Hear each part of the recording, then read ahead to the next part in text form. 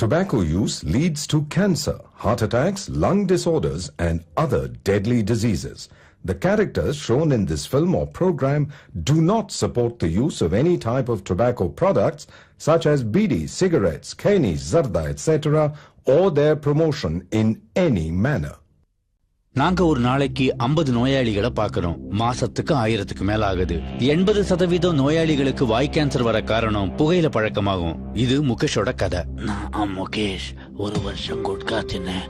இப்ப வாய் கேன்சருக்கு ஆபரேஷன் செய்ய போறாங்க. பேச்சு வராம கூட போகலாம்.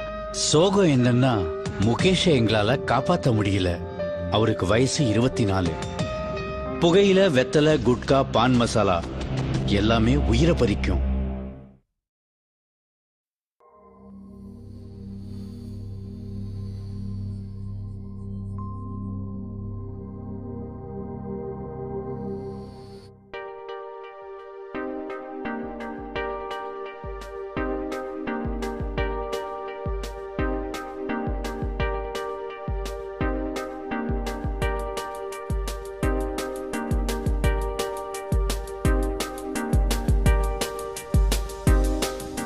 என்ன மச்சான், இன்னைக்கு ஒரு தலை நமக்கு புதுசா பாடம் எடுக்க வர அப்படியே. ஆமா அப்பல நானும் கேள்விப்பட்டேன். சரியா பாப்போம் யார் நம்மகிட்ட சிக்கிருக்கான்னு.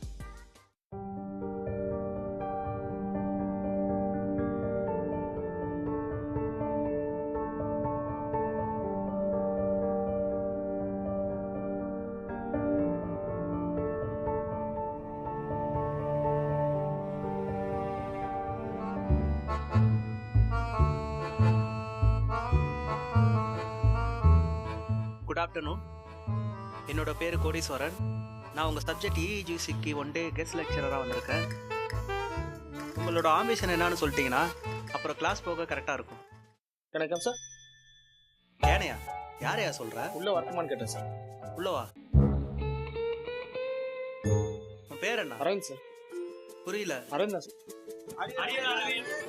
என்னையா சொல்கிறாங்க? அரவிந்த் தான் சார். சரி போ. From the last.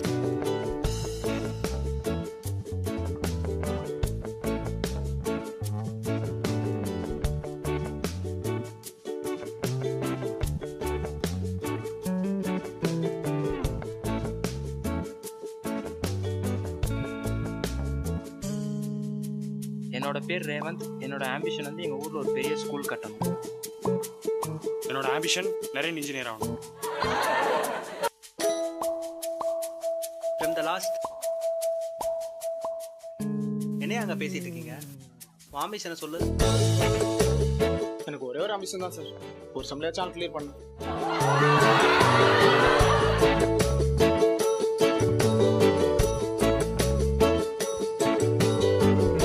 என்ன மாப்பிள்ள இன்னைக்கு உன்னோட லட்சியத்தை சொல்லி எல்லாரையும் சிரிக்க வச்சுட்ட? டேய் நான் நக்கலா சும்மா இருறாமா. நான் என்ன பண்றது? எப்படி எழுதுனா செம்ம எழுதுது. அடிச்ச முடியுதுன்னா அடிக்கடி அந்த கரண்ட்ல விழுந்துருது. எல்லாம் தலைவி மச்சான்.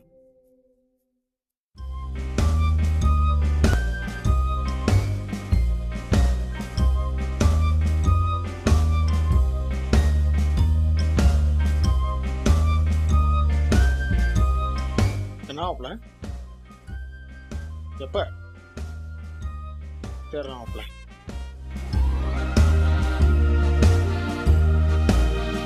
எப்படியாவது இந்த சம் ஆல் கிளியர் பண்ணிருட்டேன்.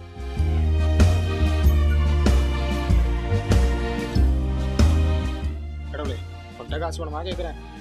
எழுதுற எல்லா பேப்பரையும் கிளியர் பண்ணி விடுறேன்.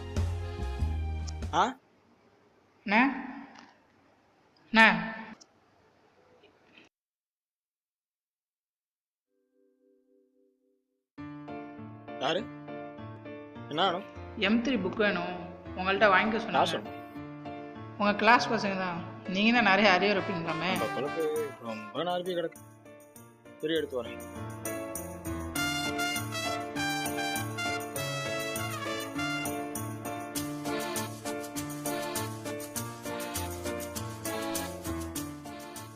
நான் ஃபஸ்ட் டைம் அரியர் எழுத போகிறேன். எப்படி எழுதுனா பாஸ் ஆகலாம்? எக்ஸாம் எல்லாம் எப்படி இருக்கும் கொஞ்சம் சொல்லுங்கள். சரிவா சொல்கிறேன்.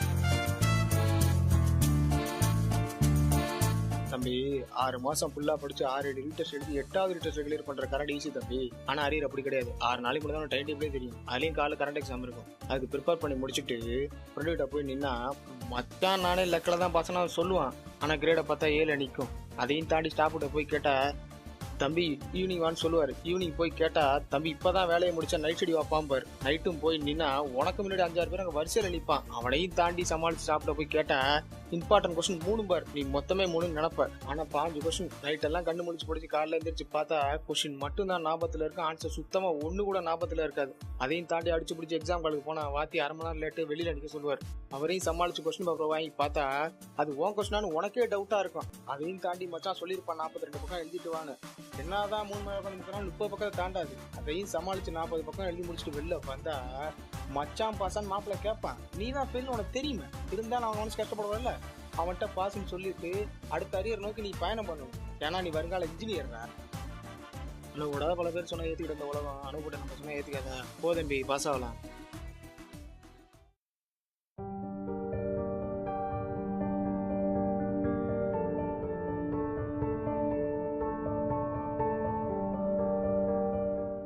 உங்கள் பெஞ்ச் கடையில் நல்லா செக் பண்ணிக்கோங்க. பேப்பர் ஏதாவது இருந்துச்சுன்னா எடுத்து கொடுத்துருங்க. மாட்டிக்கிட்டீங்கன்னா எதுவும் பண்ண முடியாது.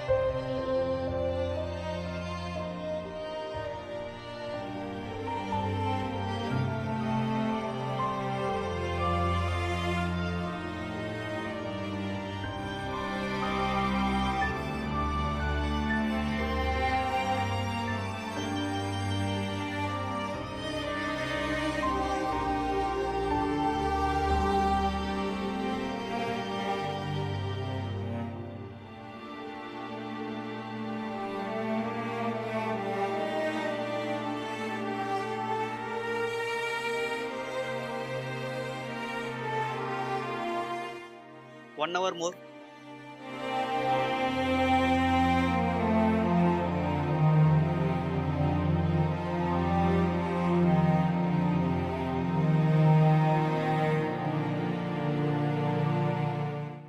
Question number tick பண்ணிட்டீங்களான்னு பாருங்க. Number of pages fill பண்ணிட்டீங்களான்னு பாருங்க. Time up.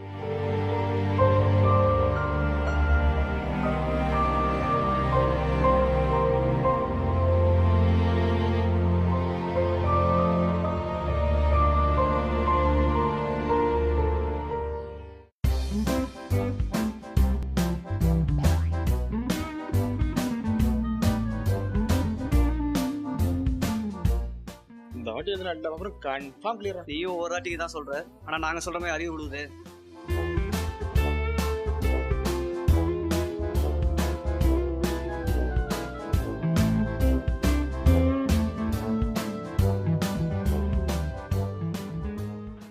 மச்சான் ரிசல்ட் வந்துச்சுடா. எப்படா? அதான் படம் விட்டு நிக்கிறியா? இப்பதான் நான் போய் பாத்துட்டு வரேன். ஏய் மச்சான் ரிசல்ட்ட பாத்துட்டேன். ஆல் கிளியர்டா. நீங்க தான் பண்ணுவீங்களே. நானு நீயும் எழுதின எல்லா பேப்பரும் கிளியர்டா.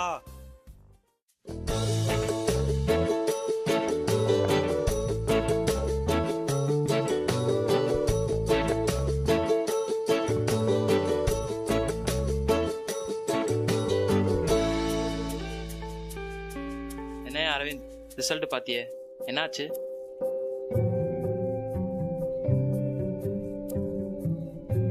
கொஞ்சமாச்சு ஃபீல் பண்ண விடுறா. சொல்றத கேட்டு ஃபீல் பண்றா. எழுதுன எல்லா பேப்பரும் கிளியர், ஆனா லேப்ல போச்சு.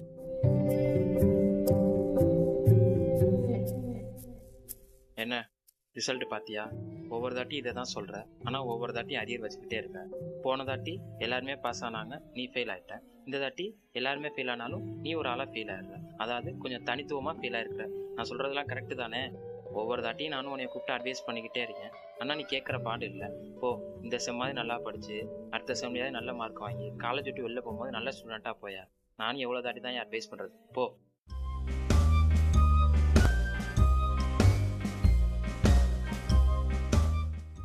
என்னங்க நம்ம அரவிந்தன் இந்த சுச்சுவேஷனில் கூட சோகமாக வராமல் சிரிச்சுக்கிட்டே வரானேன்னு பார்க்குறீங்களா?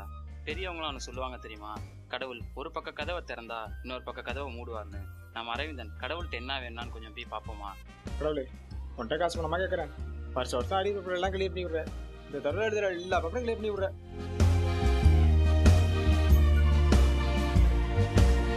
பார்த்தீங்களா, நம்ம அரவிந்தன் எழுதுகிற எல்லா பேப்பர்லையும் கிளியர் ஆகணும்னு வேணானே தவிர செய்கிற பேப்பரில் கிளியர் ஆகணும்னு வேணானா. இதை தான் நான் சொன்னேன், கடவுள் ஒரு பக்க கதவை திறந்தா இன்னொரு பக்க கதவை மூடுவார்.